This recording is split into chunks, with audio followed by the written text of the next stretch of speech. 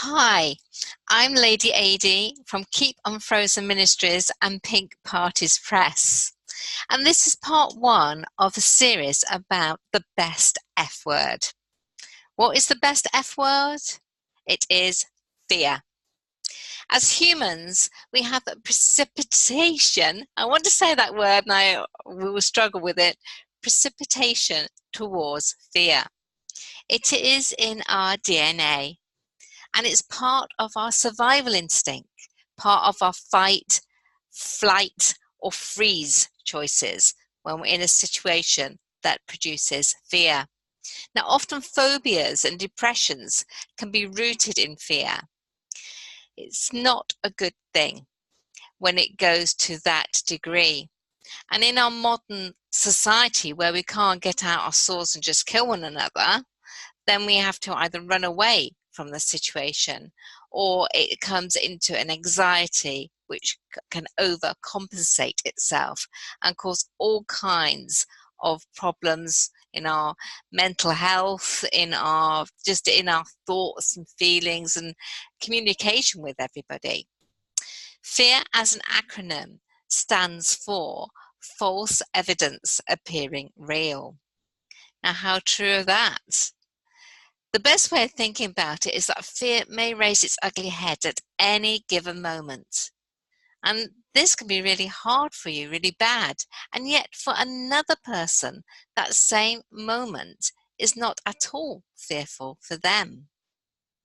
Perhaps if you came across that same situation, but a different time, different place, or in company with somebody that you trust, then fear would not come into being for you. It wouldn't have any use for you. And you may respond differently. There's loads of things we fear. You will have your own list, same as I do. It can be about having a life-changing illness, about death, having an accident or being attacked. I mean, there are usually extremes that we're fearful about.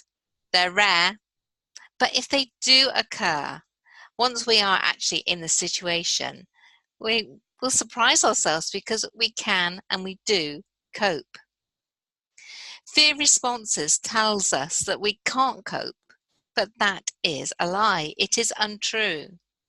Now, this subject, dealing with fear in the way I've just described, has been talked about for hours by many, written up in many, many books. Professionals, by those, and by those who experience fear themselves, the trauma of fear, whether that's temporary or as a disabling disability. But I want to discuss with you a different, very different kind of fear. It's a good kind of fear, and one that really we need to embrace and practice. It is, in fact, the best F word ever. Fear of the Lord. It's my favorite phrase, fear of the Lord, my favorite word, fear, in the whole Bible. What's your favorite? Let me know. Email me, comment, let me know. It might be a single word like salvation, redemption, prophecy, worship, almighty, strength, freedom.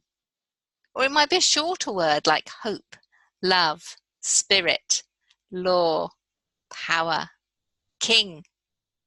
Think you get the idea. What is the word or phrase that comes up in lots of verses which makes you tingle and makes you want to see and hear and read even more about how it's being interpreted? The word fear in the Bible makes me sit up with anticipation and expectation. What is that passage going to say on the subject? What am I going to learn that I didn't know about? How does that fear show itself? And there are many passages on that topic. Now, it might be just because I love words. I'm a dyslexic who loves words. But when I realized that the word of fear in the Bible has a completely different meaning to the usual definition of fear, I wanted to know more. Fear isn't being fear of the Lord, being afraid of God. It is very much the opposite.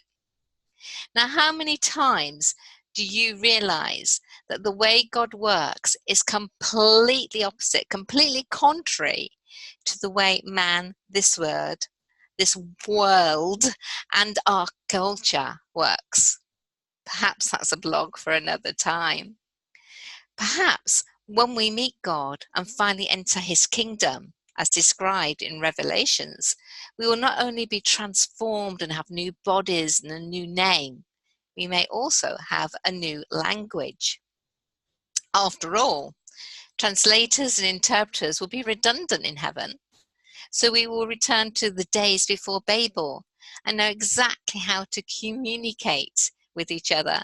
The communication without understanding, hurt, or worry. But I digress. Fear. Who could have thought it could be such a wonderful word? Fear associated with God can be characterized by respect and reverence and awe, worship and wonder.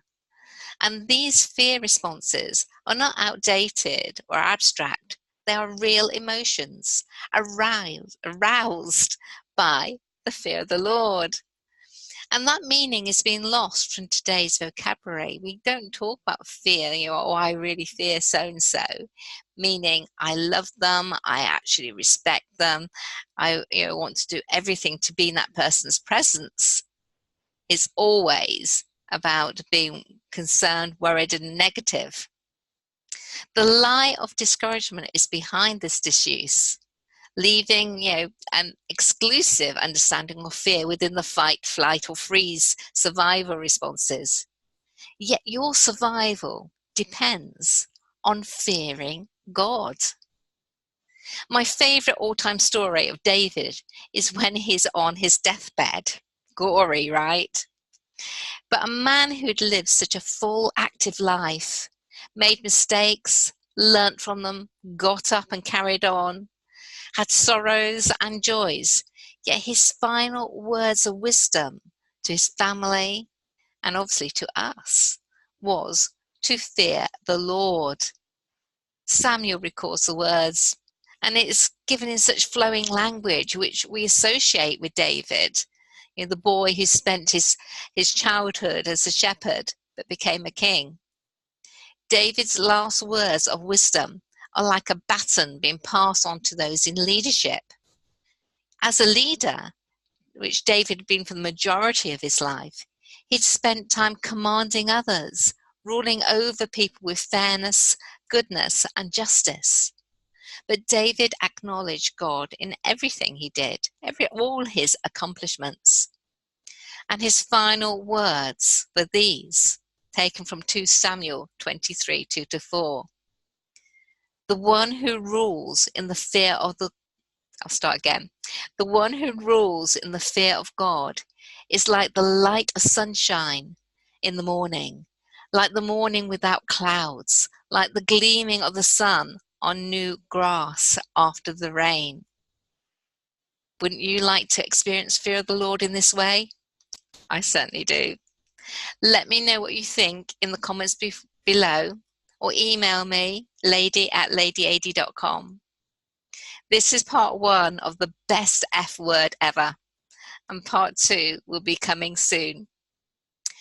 The part 2 will cover the topic, what the F word looks like in God's kingdom. Lady AD, I work in the publishing business, helping authors tell their stories, and I just love imparting bits that God puts on my heart too. Lady AD, keep unfrozen, and if it applies to you, keep writing.